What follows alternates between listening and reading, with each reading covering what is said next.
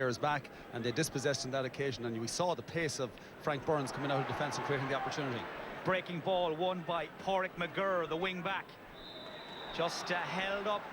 The near hand tackle, just the outside hand came in, and on those occasions when you come in high over the player, gives the referee an opportunity to give it free. Get the ball in quick outside and the outside channels. David Mulgrew, nice ball inside, fires Ronan Nugent. He opened up Tyrone's account with the first score of the game. He's going for his second.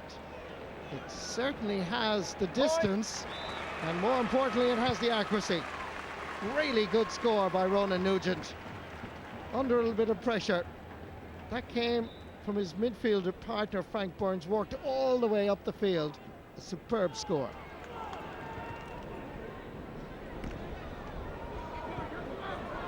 Conor Loftus is changing from one wing to another since this game started. 20 minutes ago almost. Oh, a lovely flick back from Stephen Cohen. Loftus.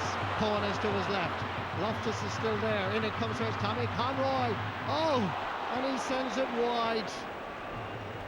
Mayo looked on fire. It's the first goal opportunity. Started by Stephen Cohen, and Conor Loftus comes to the corner forward at the end of the move.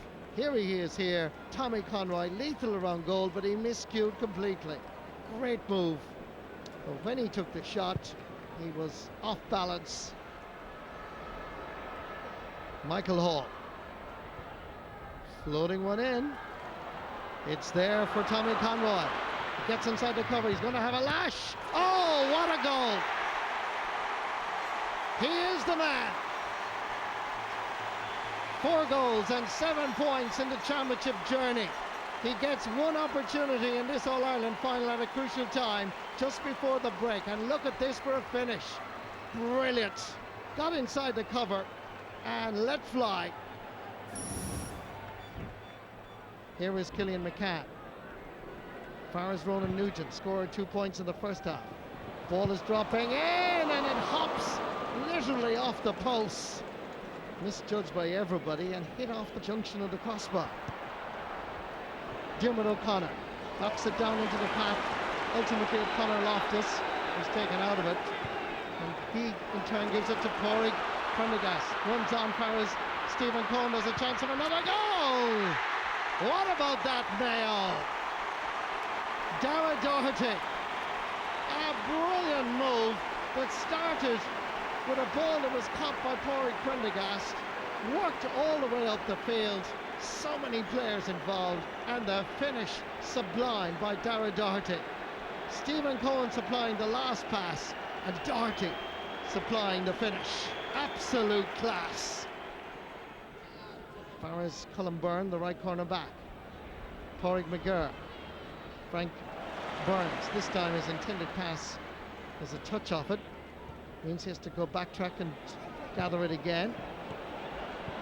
Good work here by Lee Brennan. Going for the score, and that is really good. Brilliant point by Lee Brennan. Front of the Hogan, against the wind. He floats it in, and that is an invaluable point for Tyrone. Now, what can they do from here? Well, that's a pretty good ball. Up far is Michael Lynn, being chased by Pádraig Prendergast. Still, Lynn going forward. He's done very well. He flicks it into the centre. But there waiting for it was David Kenny. Great run here by Michael Lynn. At the end of it, waiting for it, was David Kenny. 4 minutes left in the All-Ireland minor final. And here come Mayo. Michael Hall taking the challenge. Needs a little bit of support. It's there. Conor Loftus. It's hit well. He scored it. It's his 3rd point of this All-Ireland final. This Mayo team have steamrolled through Connacht, through the All-Ireland Championship, and are now on the verge of being crowned All-Ireland champions.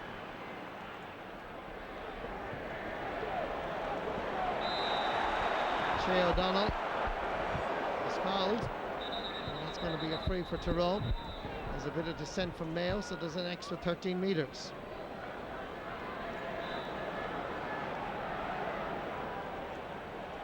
Philip Donnelly going to take it. Dropping it in. There has to be a connection. There is a connection and there is a goal. And it's that man, Conor McKenna. He's now scored a goal and 2 points in the All-Ireland final. The whistling from the fans suggests that time is up.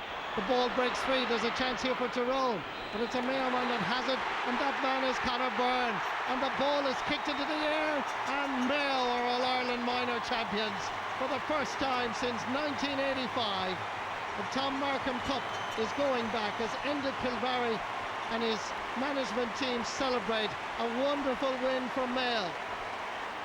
3 times the sides were level, but at the end of it all, it is Mayo that are All-Ireland minor champions 2013 on a full-time score. Mayo 2-13, Tyrone 1-13. They've waited since 1985, but here it is. Mayo, for the 7th time in their history, are All-Ireland minor champions in the presence of Taoiseach Enda Kenny, a proud Mayo man. Stephen Cohen receives the cup. Joy for Mayo in Croke Park.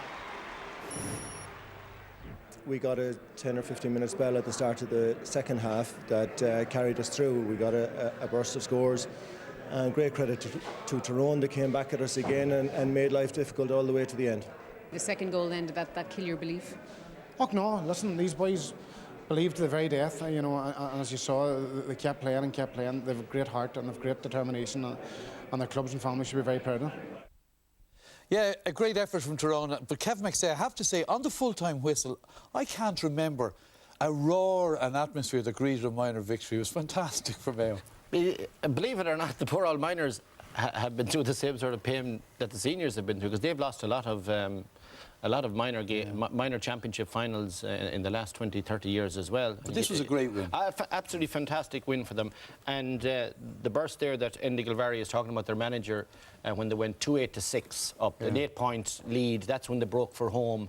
Maybe about 10, 12, 15 minutes into the second half, and then Tyrone had to play catch-up to a certain degree. Now, they made a fair stab at playing catch-up because they got within a goal of it at the end. But I think everybody would agree that the better team, by a nice distance, was Mayo. It was to Tyrone's eternal credit that they kept plugging at it.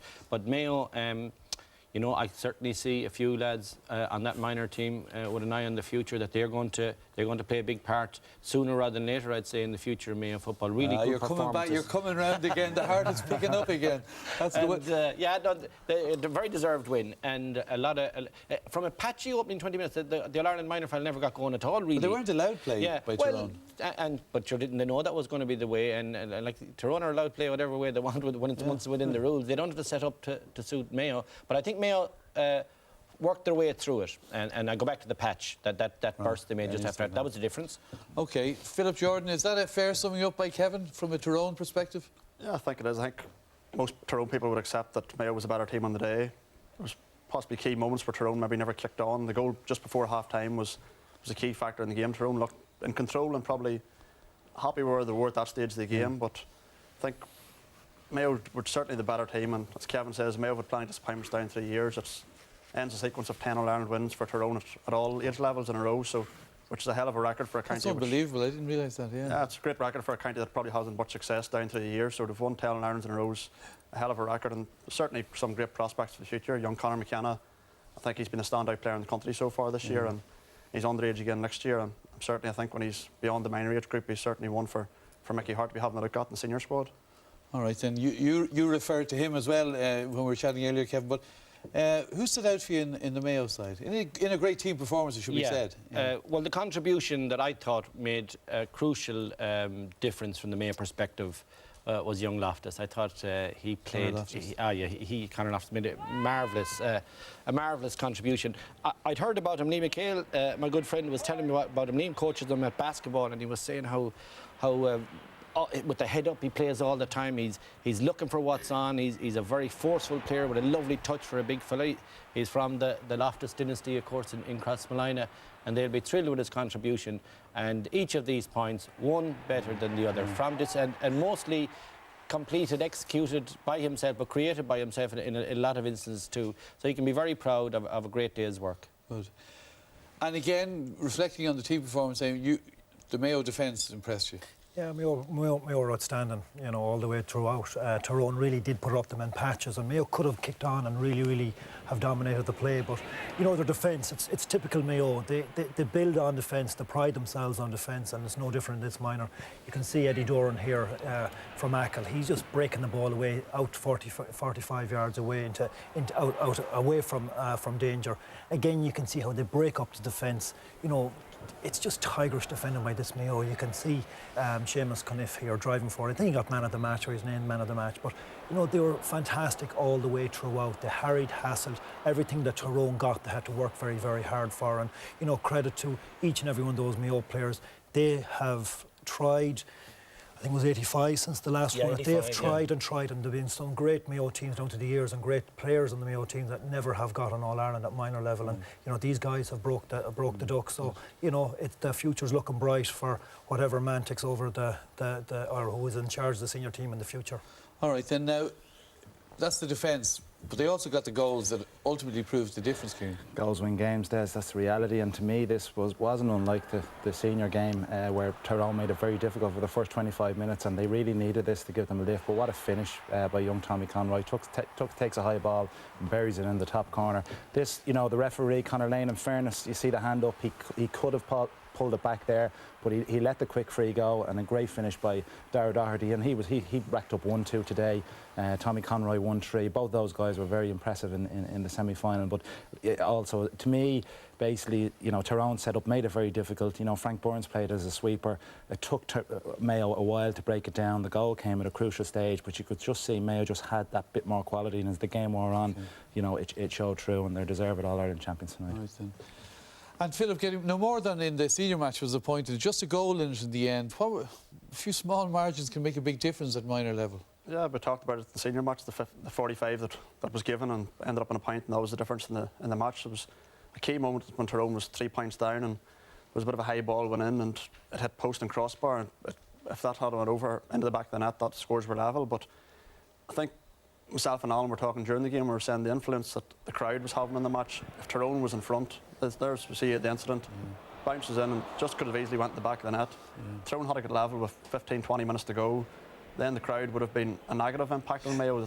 Young lads 17-18 were expecting them to go out and play in front of a big crowd and to grow into the occasion, but the crowd had got quiet at that stage. If Tyrone had a good level and pushed on, it would have put more and more pressure on those young lads of Mayo, but the ball never went to the back of the net, and Mayo grew from that, and the crowd lifted them and got them over the line at the end of it. Sure did, and the heartiest singing of the green and red of Mayo at the end. So congratulations to the Mayo Miners.